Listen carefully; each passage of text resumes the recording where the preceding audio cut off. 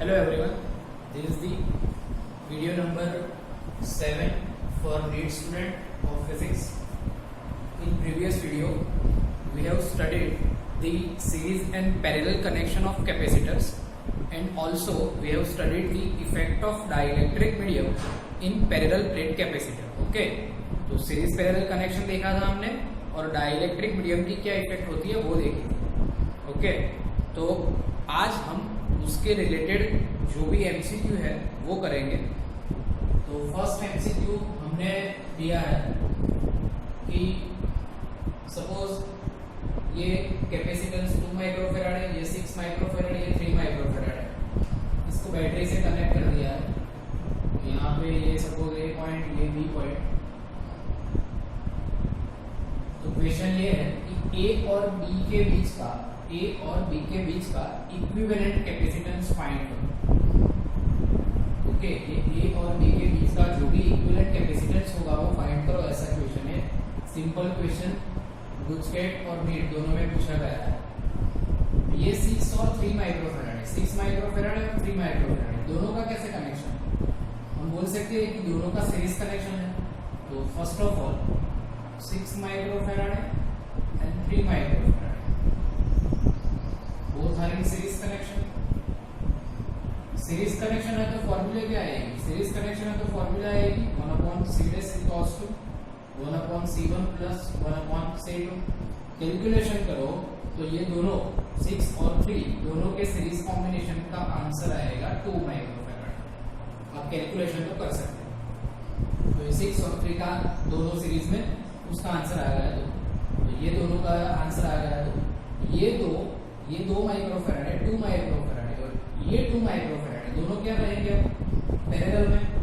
Okay, 2 microfarad है और दूसरे 2 माइक्रोफैराड है पैरेलल में.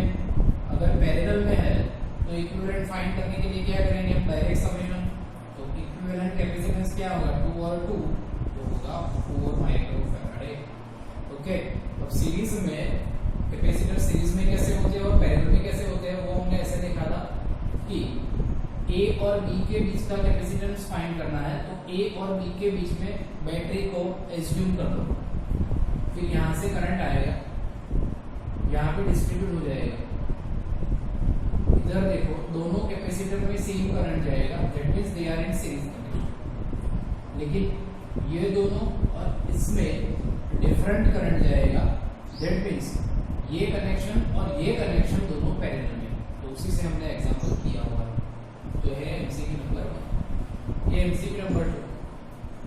ये MCQ number 2 most time this type of MCQ we do also in third chapter. Okay, actually you have studied the Wheatstone bridge in third chapter. In Wheatstone bridge, if Wheatstone bridge में आपने देखा है कि अगर Wheatstone bridge balance condition में है तो जो बीच का मतलब जो गैल्वेनोमीटर वाला रेजिस्टेंस होता है उसमें से कोई करंट फ्लो नहीं होगा. Wheatstone bridge में आपने ऐसा देखा है थर्ड चैप्टर में. तो इसको भी हम Wheatstone bridge की मदद से ही सॉल्व करेंगे. अब आपको कैसे पता चलेगा कि ये जो एग्जाम्पल है, ये जो एमसीक्यू है वो Wheatstone bridge की हेल्प से किया जा सकता है. तो ऑलवेज याद रखना कि अगर हमें 4, 5 या 6 कैपेसिटर दिए हुए, 4, 5 या फिर 6 कैपेसिटर दिए हुए हैं, उसमें से भी 5 सबसे ज्यादा, तो हम एक बार चेक कर सकते हैं कि ये Wheatstone bridge बनेगा कि नहीं. मुझे तो दिखाई दे रहा है कि ये Wheatstone bridge बनेगा. मैं आपको भी बता देता हूँ कि कैसे बनेगा. यहाँ पे क्वेश्चन क्या है कि x और y के बीच का इक्विवेलेंट कैपेसिटेंस फाइंड करो. क्वेश्चन ये है कि x और y के बीच का इक्विवेलेंट कैपेसिटेंस फाइंड करो. तो ये पॉइंट को ले लेते हैं P, इसको Q, इसको R और इसको S. ओके, अब हम यहाँ पे Wheatstone bridge बनाने का ट्राई करते हैं. तो Wheatstone bridge में 4 कनेक्शन होते हैं. सपोज ये P है. ओके, P से कैपेसिटर कहाँ जुड़ा है? एक तो P से Q में जुड़ा है और दूसरा P से R में जुड़ा है. तो एक तो Q बोल देते हैं, एक तो R बोल देते हैं. P से जाएगा Q में, P से जाएगा R में. देखो यहाँ से P और Q के बीच में एक कैपेसिटर, P पी और आर के बीच में एक कैपेसिटर। ओके, ऐसे ही यहाँ पर रहेगा तो एस, क्यू और एस, ध्यान से देखो तो क्यू और एस के बीच में है एक कैपेसिटर, तो आ जाएगा वो यहाँ पे। ऐसे ही आर और एस के बीच में, ये आर और एस के बीच में भी एक कैपेसिटर है, तो वो भी आ जाएगा यहाँ पे। ओके, और जो फाइनल एक बच गया ये वाला, ये क्यू और आर के बीच में है, तो ये क्यू और आर के बीच में एक कैपेसिटर है। ऐसा ही आपने पढ़ा है इस टर्म में। पी का टर्मिनल कहाँ जाता है, एक्स पे, एस का वाई, तो ये इसके बीच का इक्विवेलेंट कैपेसिटेंस फाइंड करना है, तो इसका ही इक्विवेलेंट फाइंड करना है। अब देखो ये 4 माइक्रोफैराड है, ये भी 4 माइक्रोफैराड है, सब 4 माइक्रोफैराड है। अगर सब 4 माइक्रोफैराड है तो हम बोल सकते हैं कि ये व्हिस्टन ब्रिज जो है वो बैलेंस कंडीशन में है। ओके, ये व्हिस्टन ब्रिज जो है वो बैलेंस कंडीशन में है, और अगर व्हिस्टन ब्रिज बैलेंस कंडीशन में है तो ये जो बीच वाला 4 माइक्रोफैराड है उसमें से कोई करंट फ्लो होगा नहीं, मींस इसे हमें इंक्लूड करना नहीं है हमारी कैलकुलेशन में। ओके, अब यहाँ से करंट फ्लो करो तो यहाँ पे डिस्ट्रीब्यूट होगा, ये 4 माइक्रोफैराड में से जितना जाएगा उतना ही यहाँ जाएगा, यहाँ पे करंट 0 होगा। ओके, इस वाले टर्मिनल में तो करंट आएगा ही नहीं, तो यहाँ से जितना जाएगा उतना ही यहाँ जाएगा, सेम यहाँ से जितना जाएगा उतना ही यहाँ जाएगा। तो ये 4 दोनों हो गए सीरीज में, तो ये 4 और ये 4, इसका आंसर आएगा 2 माइक्रोफैराड है, 2 माइक्रोफैराड। सेम ये 4 और ये 4, ये दोनों भी सीरीज में हो गए, तो ये दोनों का भी आंसर आएगा 2 माइक्रोफैराड। ओके, अब इस ऊपर वाले दो और नीचे वाले दो वो कैसे पैरेलल में आ जाएंगे, देख लो, x यहाँ पे आ गए 2, यहाँ पे भी आ गए 2। ओके, ये टोटल 4 और 4 दो ही रख दिया, 4 और 4 दो ही रख दिया, ये x एक बाजू y, तो ये 2 और 2 कौन से कनेक्शन में, पैरेलल कनेक्शन में, पैरेलल कनेक्शन में, तो फाइनल आंसर क्या आएगा 4 माइक्रोफैराड। ओके, तो इसका फाइनल आंसर है 4 माइक्रोफैराड। अगर कैपेसिटर ऐसे व्हिस्टन ब्रिज में आपको दिया गया है तो आंसर क्या आएगा 4 माइक्रोफैराड। ओके, आपको लिखना है तो आप पॉज करके लिख सकते हो। अब हम आगे जाएंगे, आगे आपको सपोज ऐसा एमसीक्यू पूछा गया कि ऐसे कैपेसिटर बनाए हुए, capacitor are placed such a way that कैसे कैपेसिटर बना है, ये एक कैपेसिटर, ये दूसरा और ये तीसरा, सब ये जो प्लेट, सबकी जो प्लेट है, प्लेट का ये प्लेट का एरिया है, ये प्लेट का भी एरिया है और ये प्लेट का भी एरिया है, सब में बीच में है, इसमें भी है, इसमें भी है और इसमें भी है। इसकी चौड़ाई है 3d, इसकी d और इसकी 3d। क्वेश्चन है find out equivalent capacitance. Question क्या है, फाइंड आउट इक्विवेलेंट कैपेसिटेंस। कैसे करेंगे देखो,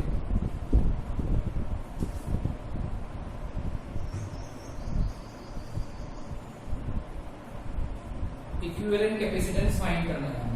तो सपोज मान लो कि ये कैपेसिटर 1, ये कैपेसिटर 2 और ये कैपेसिटर 3, ये तीनों पैरेलल में दिख रहा है आपको। ओके, ये तीनों पैरेलल में दिख रहा है, तो तीनों पैरेलल में है, तो पैरेलल में डायरेक्ट इक्विवेलेंट कैपेसिटेंस के क्या होगा, तीनों का समेशन होगा। ओके, C1 की वैल्यू, ये जो C1 है उसकी वैल्यू क्या है, एप्सिलॉन 0 a by d, लेकिन यहाँ पे d क्या है 3d, प्लस C2 की value epsilon 0 a by d, ऐसे ही C3 की value epsilon 0 a by d। इसका जो भी आंसर आता है वो आंसर लगाओ, that is the answer farad. Okay, तो ऐसे आप आंसर फाइंड कर सकते हो अगर ऐसा एमसीक्यू पूछा गया है तो। ये थर्ड नंबर का एमसीक्यू। अब फोर्थ नंबर का एमसीक्यू देखो, वो भी इंपॉर्टेंट एमसीक्यू है। सपोज एक हमें पेंटागन दिया हुआ है, ओके, तो मान लो कि हम पेंटागन ऐसे ड्रॉ करते हैं।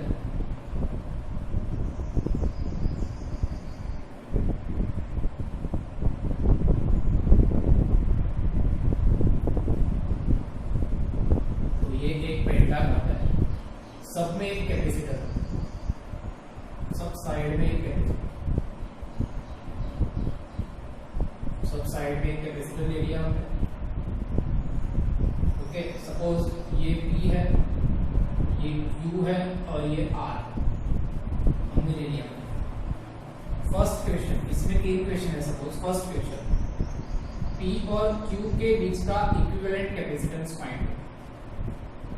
ओके, क्वेश्चन क्या है कि P और Q के बीच का, P और Q के बीच का इक्विवेलेंट कैपेसिटेंस जो भी आएगा वो फाइंड करो। सपोज ये क्वेश्चन, क्या करेंगे, हमें P और Q के बीच में पूछा गया, तो हम बैटरी को कनेक्ट करेंगे भी P और Q के बीच में। तो यहाँ पे बैटरी को कनेक्ट करो। ओके, P और Q के बीच में बैटरी को कनेक्ट करो। यहाँ से करंट आएगा, यहाँ से करंट आया। ओके, यहाँ से करंट आया, यहाँ से करंट आएगा, तो ये 2 जगह पे डिस्ट्रीब्यूट हो जाएगा, एक यहाँ पे और एक यहाँ पे। मान लो कि ये I1 करंट है, ये I2 करंट है, ये टोटल करंट I है। ये I1 करंट यहाँ से गया, यहाँ से भी गया, यहाँ से भी गया, यहाँ से भी गया। मान लो इसका कैपेसिटेंस C, इसका भी C। तो 1, 2, 3 और 4, ये 4 कैपेसिटेंस तो सीरीज में आ गए। फिर से I1 करंट यहाँ से, यहाँ से, यहाँ से, यहाँ से, सेम करंट जा रहा है I2। ओके, तो ये चारों तो कहाँ कैसे आ गए, सीरीज में आ गए। तो पहले जो 4 सीरीज में है, जो 4 कैपेसिटेंस सीरीज में है, उसका आंसर क्या होगा, C/4। ओके, चारों 4 सीरीज में है, तो उसका आंसर क्या होगा, C/4। ये चारों सीरीज में है, जो उसका आंसर आ गया C/4। और उसके साथ ये C कैसे होगा, पैरेलल में। ओके, तो हम बोल सकते हैं कि C/4 और C ये दोनों अब आ गए पैरेलल में। तो इक्विवेलेंट जो होगा वो उसका आंसर क्या आएगा, तो C + C/4 जो आंसर आ रहा है वो आप फाइंड कर सकते हैं। ओके, तो ये फर्स्ट क्वेश्चन और उसका आंसर। दूसरा क्वेश्चन क्या है, सेकेंड क्वेश्चन ये है कि P और R के बीच का इक्विवेलेंट कैपेसिटेंस फाइंड करो। सेकेंड क्वेश्चन ये है कि P और R के बीच का इक्विवेलेंट कैपेसिटेंस फाइंड करो। तो वो कैसे करेंगे, तो देखो, अब बैटरी हम कनेक्ट करेंगे P और R के बीच। ओके, बैटरी कहाँ कनेक्ट करेंगे, P और R के बीच। तो वो देखो कैसे होगा, ये P, ये Q, ये R। तो P,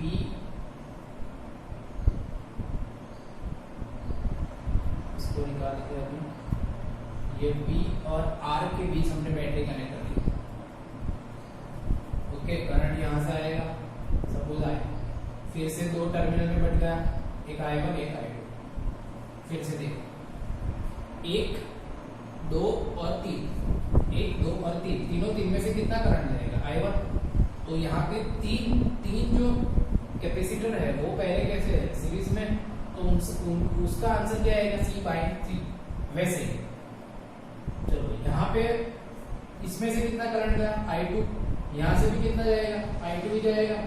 तो ये दोनों भी सीरीज में हो गए, यहाँ ये दोनों भी सीरीज में है, तो उसका आंसर आ जाएगा C/2। मीन्स के ये तीनों का, ये जो 3 है, ये 3 का आंसर आ गया C/3 और ये 2 बच गए, उसका आंसर आ गया C/2। अब ये C/3 और C/2 दोनों हो गए पैरेलल में, ये दोनों हो गए पैरेलल में। तो इक्विवेलेंट कैपेसिटेंस क्या आएगा, तो C/3 + C/2। ऐसे आप आंसर फाइंड कर सकते हैं। ओके, तो सीरीज और पैरेलल कनेक्शन के ऐसे एग्जाम्पल आपको पूछे जा सकते हैं, ये आपको आने चाहिए। अब हम जो नेक्स्ट करेंगे वो है डाइलेक्ट्रिक वाले, थोड़े से MCQ करेंगे।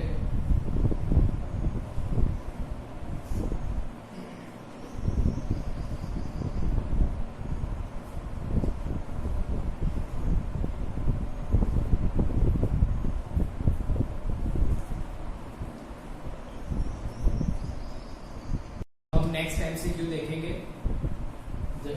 MCQ number 5। एक डाइलेक्ट्रिक वाला देखते हैं। सपोज एक पैरेलल प्लेट कैपेसिटर है, उसमें डाइलेक्ट्रिक मीडियम जिसका 2 है, वैसा एक ऑयल इसमें हमने फिल कर दिया है, ऑयल से कैपेसिटर को भर दिया है, तो इसका कैपेसिटेंस C आ रहा है। Okay, first condition. अब क्या करते हैं कि ये ऑयल को हम निकाल देते हैं, तो ऑयल को निकाल देते हैं, ऑयल को निकालेंगे तो क्या बचेगा, एयर। तो अब इसमें एयर है, तो अब इसका कैपेसिटेंस क्या आएगा वो फाइंड करना है। हमें पता है कि पहले अगर एयर होती और बाद में हमने ऑयल भरा होता, ओके, पहले एयर होती और अगर बाद में हमने ऑयल फिल किया होता तो कैपेसिटेंस क्या होता, तो अगर इसका C होता तो इसका 2C होता। ओके, बिकॉज कैपेसिटेंस बाद में कैपेसिटेंस क्या हो जाता है, C dash equals to K से डाइलेक्ट्रिक मीडियम प्लेस करने के बाद, तो ये ऑयल प्लेस कर, जब ऑयल फिल किया हुआ है तब ये कैपेसिटेंस C है, तो इसका कितना होगा वो फाइंड करना है। तो एक सीधी बात है कि सपोज एयर में C होता, सपोज एयर में कैपेसिटेंस C होता तो इसका कितना होता है 2C। मींस हम ऐसा बोल सकते हैं कि एयर में जितना कैपेसिटेंस होता है उससे दुगना डबल होता है ऑयल वाला कैपेसिटेंस। तो अगर अब ये ऑयल वाला C है तो एयर वाला C डैश कितना आएगा, C/2। ओके, ये C/2 का डबल कितना हो जाएगा, C। नाउ MCQ 6, ये सेकेंड कंडीशन, इसमें फाइंड करना है। MCQ 6 ध्यान से देखना। सपोज अगेन हमें एक कैपेसिटर दिया हुआ है, इसमें कोई डाइलेक्ट्रिक मीडियम K है जिसका, मान लो कि डाइलेक्ट्रिक मीडियम K दिया हुआ है 1.6, ऐसा एक मटेरियल हमने फील कर दिया। ओके, अब पूछा गया है कि सपोज ये पैरेलल प्लेट कैपेसिटर के बीच का सपोज इलेक्ट्रिक फील्ड 2 × 10⁻³ न्यूटन पर कूलम्ब है, तो ये जो कैपेसिटर पर जो चार्ज होगा, जो ये कैपेसिटर पर चार्ज होगा वो चार्ज की डेंसिटी क्या होगी, जो कैपेसिटर पर जो चार्ज होगा वो चार्ज की डेंसिटी क्या होगी वो हमें पूछा है। ओके, ये अब इलेक्ट्रिक फील्ड की फॉर्मूला याद करो, जो इलेक्ट्रिक फील्ड की फॉर्मूला है प्लेन शीट पे वो याद करो। तो इलेक्ट्रिक फील्ड की फॉर्मूला क्या है, σ/ε0। लेकिन ये फॉर्मूला कब यूज होगी, जब एयर होगी, ये बीच में जब एयर होगी तो ये फॉर्मूला यूज होगी। बीच में एयर तो है नहीं, कोई डाइलेक्ट्रिक मीडियम है। अब डाइलेक्ट्रिक मीडियम है तो इलेक्ट्रिक फील्ड की फॉर्मूला क्या है, E dash σ/K⁻₀। Okay, air में ये फॉर्मूला आएगी और मीडियम में इलेक्ट्रिक फील्ड की ये वाली फॉर्मूला आएगी। क्योंकि याद करो डाइलेक्ट्रिक मीडियम जब हम प्लेस करते हैं तो इलेक्ट्रिक फील्ड कितना हो जाता है, डिवाइडेड बाय K, तो ये डिवाइडेड बाय K। अब चार्ज डेंसिटी फाइंड करनी है, दैट मींस हमें सिग्मा फाइंड करना है, तो sigma is equals to E dash × K⁻₀। सब वैल्यू प्लेस कर दो, you will find your answer. Okay, next MCQ number 7। Suppose हमें एक ऐसा कॉम्बिनेशन दिया हुआ है,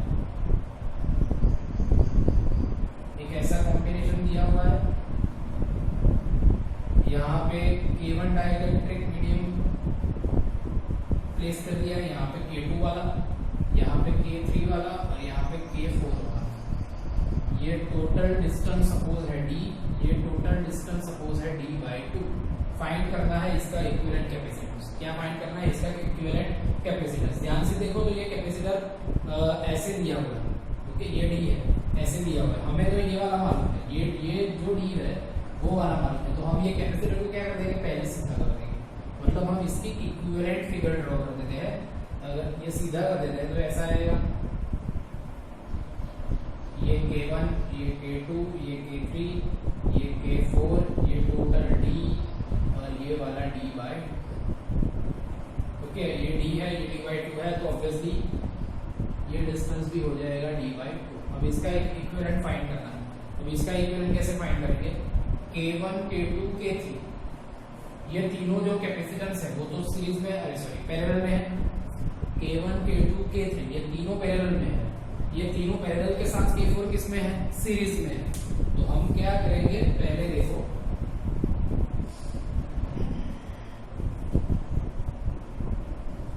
कि सपोज ये K1 का कैपेसिटेंस C1 है, इसका C2 है, इसका C3 है और इसका C4 है। So we can say that C1, C2 and C3 ये तीनों तो पैरेलल में हो गए। अगर ये तीनों पैरेलल में हो गए तो इक्विवेलेंट कैपेसिटेंस क्या रहेगा? C1 plus C2 plus C3। Okay, C1 की value epsilon 0 A by D, इसका तो होता है, लेकिन D में क्या आएगा? D by 2। और K1 dielectric medium, K1 dielectric medium से हमें मल्टीप्लाई करना होगा। ओके, प्लस ऐसे ही C2 epsilon 0 A by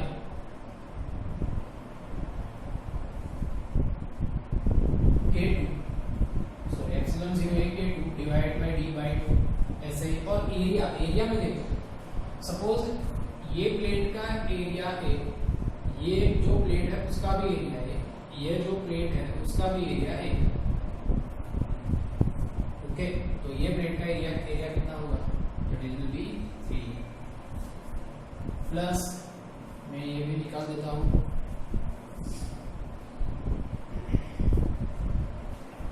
epsilon 0 A K3 by D by, इसका इक्विवेलेंट फाइंड कर दो। सपोज ये C' है, ये अब C', ये तीनों का जो आंसर आएगा C', ये C4 के साथ कैसे होगा? सीरीज में, ये सीरीज में होगा, तो equivalent capacitance 1/C = 1 plus C' divide by 1 plus C4। अब आप कैलकुलेशन कर सकते हो, जो भी आंसर आएगा वो आंसर। ओके, तो ये है MCQ नंबर 7। अब हम करेंगे MCQ नंबर 8। अब MCQ नंबर 8 देखो कैसे करेंगे। बहुत इजी MCQ है, हार्ड MCQ है नहीं। सपोज हमें ऐसा दिया हुआ है कि हमारे पास 3 कैपेसिटर है 4 माइक्रोफैराडे वाले, 3 कैपेसिटर 4 माइक्रोफैराडे वाले। ये तीनों का हमें ऐसा कॉम्बिनेशन करना है कि जिसका इक्विवेलेंट 6 माइक्रोफैराडे है। ये तीनों को ऐसे कॉम्बिनेशन में रखो कि जिसका इक्विवेलेंट कैपेसिटेंस क्या है? 6 माइक्रोफैराड। कैसे कॉम्बिनेशन में रखते हैं? आपको 4 ऑप्शन दिए होंगे। फर्स्ट ऑप्शन, ये जो 4 माइक्रोफैराड वाले 3 कैपेसिटर है, तीनों को सीरीज में करो। तीनों को सीरीज में करोगे तो आंसर नहीं आएगा, 4/3 आएगा। दूसरा ऑप्शन, तीनों को पैरेलल में रख दो तो भी नहीं आएगा, 12 आएगा। तीसरा ऑप्शन, 2 को पैरेलल में और उसके साथ 1 को सीरीज में। और चौथा, 2 को सीरीज में और उसके साथ 1 पैरेलल में। चेक करते हैं कैसे आएगा। फर्स्ट जो चेक करते हैं कि मान लो कि ये दोनों सीरीज में है और उसके साथ 1 पैरेलल में ले लिया हमने, 4 4 और 4। ये 4 4 का आंसर क्या आएगा? 2, और 2 के साथ ये 4 का आंसर क्या आएगा? 6। तो ये ऑप्शन सही है। ओके, 2 को सीरीज में और उसके साथ 1 को पैरेलल में, ये वाला आंसर सही है। तो ऐसे MCQ आपको पूछे जा सकते हैं। Okay, thank you.